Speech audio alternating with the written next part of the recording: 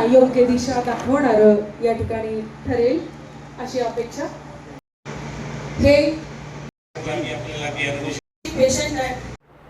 गेल्या 10 वर्षापासून Wardha social forum हे आत्महत्याग्रस्त शेतकऱ्यांच्या कुटुंबियांचं पुनर्वसन करण्यावर भर देतो आणि त्या पुनर्वसनाचाच एक भाग म्हणून, कारण की शेतकरी आहे आणि शेतकऱ्याला सगळ्यात महत्त्वाचा भाग असतो बी बियाणं आणि फर्टिलायझर.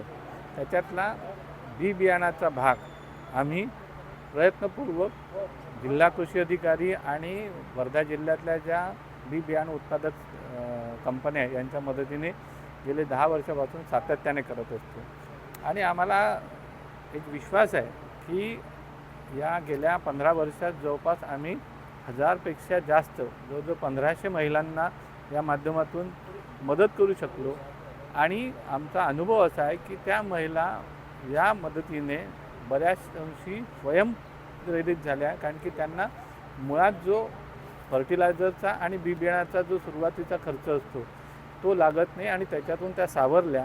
आणि आमचा असा विश्वास आहे की एखाद्या गोष्टीचं नियोजन किंवा आर्थिक नियोजन हे महिला जास्त चांगल्या पद्धतीने करतात आणि त्याच्यामुळे मला असं वाटतं की या महिलांना मोठा आधार मिळाला आहे. सोबतच आमचा प्रयत्न आहे की त्या महिलांना शेतीपूरक उद्योगांमध्ये कसं पुढं आणता येईल.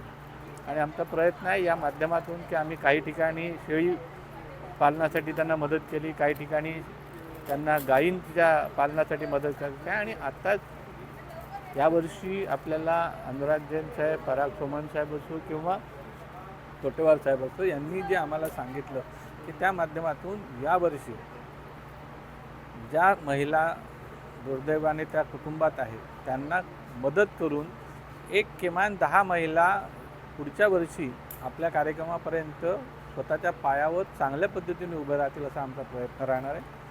आणि आमच्या कार्यक्रमाचं वैशिष्ट्य म्हणजे की आम्ही या कार्यक्रमामध्ये आम्ही पुरस्कार ज्यांना देतो त्यांना पुरस्कार देणाऱ्या ज्या विभूती आहेत त्या शक्यतो पद्मश्री प्राप्त असलेल्या असतात. आणि आमच्या सुदैवाने गेल्या 10 वर्षात जवळपास 7-8 वर्षीच्या कार्यक्रमामध्ये पद्मश्रीच होत्या.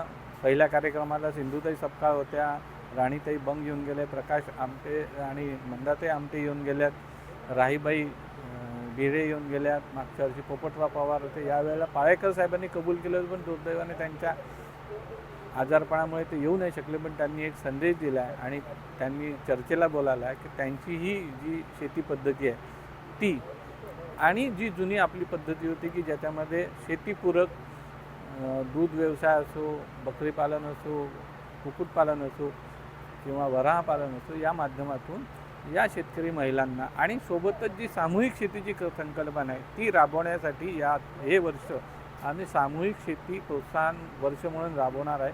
आणि गावागावामध्ये याच्यासाठी प्रबोधन करणार आहेत. आणि त्याच्यासाठी आत्ताच जिल्हा कृषी अधीक्षकांनी त्यांचं होकार दिला आहे की तुम्ही म्हणाल त्या ठिकाणी मी येईल. आणि अशा पद्धतीने सामूहिक शेती खास करून महिलांची, एकल महिला त्यांच्या माध्यमातून करून या महिलांच्या जीवनात कायापालट करावा, त्यांच्या मुलींचे शिक्षण, मुलांचं शिक्षण चांगलं व्हावं आणि त्या आत्मनिर्भर होऊन ज्या दुर्दैवी परिस्थितीमध्ये त्यांच्या साथीदाराने जीव सोडला पण तशी वेळ न येता त्या स्वाभिमानाने जगल्या पाहिजे याच्यासाठी या वर्धा सोशल फोरम कटिबद्ध आहे. गेल्या वर्षी टोटल वर्धा जिल्ह्यामध्ये 134 आत्महत्या झाल्या होत्या 1 जानेवारी ते 31 डिसेंबरमध्ये. त्याच्यातल्या शासन स्तरावर 48 आत्महत्या या अपात्र धरणार होत्या, म्हणजे 86 आत्महत्या या पात्र होत्या. त्याच्यातल्या जवळपास 75 लोकांना आम्ही संपर्क साधला आणि 75 लोक आले आहेत. पण यावेळेला आम्हाला बी बियाणं शासनाकडनं आणि विविध कंपन्यांकडनं आम्हाला जास्त मिळालं. तर आम्ही यावेळेला ज्या आमच्या एकल महिला ज्या गेल्या 10 वर्षातल्या ज्या महिला जुळून आमच्यासोबत आहे त्यांनाही आम्ही देणार आहे. यावर्षी आम्ही प्रत्येकाला 4 किलो तूर म्हणजे 4 एकराची तुरीची, 1 एकर कापूस आणि हे देतोच आहे. आणि वर्धा आणि सेलू तालुक्यातल्या लोकांना आम्ही कापसासोबत 1 एकराचं सोयाबीनही देतो आहे जे दप्तरी सीड्सने आम्हाला उपलब्ध करून दिलेलं आहे.